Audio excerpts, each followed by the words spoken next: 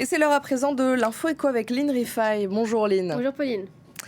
Folle semaine pour le Bitcoin, on peut le dire. Son cours a frôlé les 50 000 $, boosté par le constructeur de véhicules électriques Tesla, qui a annoncé un investissement massif dans cette crypto-monnaie. Mais l'engouement pour le Bitcoin n'est pas sans conséquences pour l'environnement. Il génère d'importantes émissions de gaz à effet de serre, bien loin des objectifs environnementaux affichés par l'entreprise d'Elon Musk. Lynn, on va revenir sur les faits. Cette nouvelle flambée du Bitcoin, elle est la conséquence directe des annonces faites par Tesla, des annonces faites en début de semaine. Oui, lundi, souvenez-vous, Tesla avait annoncé un investissement massif, 1,5 milliard de dollars dans le Bitcoin. Tesla a aussi annoncé qu'il allait accepter à l'avenir cette crypto-monnaie comme moyen de paiement. Des annonces qui ont donné une impulsion supplémentaire au Bitcoin, déjà en forte hausse depuis le début de l'année. Son cours s'est envolé, vous allez le voir, pour frôler les 50 000 $. Un nouveau record absolu, car pour les investisseurs, eh bien, la démarche de Tesla et de son patron Elon Musk apparaît comme une marque de confiance dans cette devise numérique,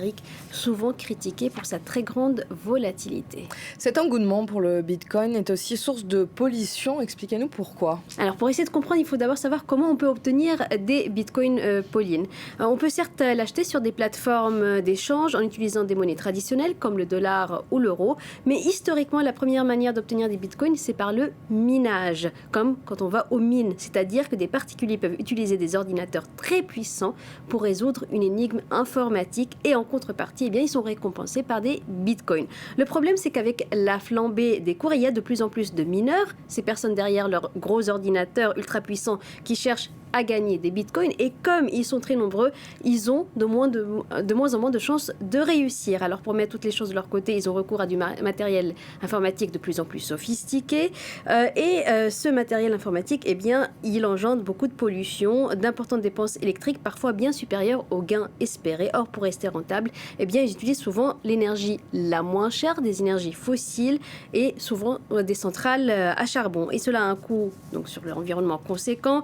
Au cours actuel, les opérations de création de Bitcoin, donc par minage, en utilisant donc ces super ordinateurs, utilisent autant d'énergie par an qu'un petit pays comme les Pays-Bas. Et comme cette énergie n'est pas souvent propre, on l'a dit, cela génère de la pollution, des émissions de dioxyde de carbone qui avoisineraient les 23 millions de tonnes par an. Ce qui est assez effrayant. Ces émissions de gaz à effet de serre, elles sont en contradiction avec les objectifs de Tesla, qui veut être un modèle en matière environnementale. Alors comment on s'en sort dans tout ça ? Alors, cela peut en effet poser problème pour l'image de Tesla, surtout son patron Elon Musk, qui fait depuis longtemps l'éloge des crypto-monnaies, en particulier du Bitcoin.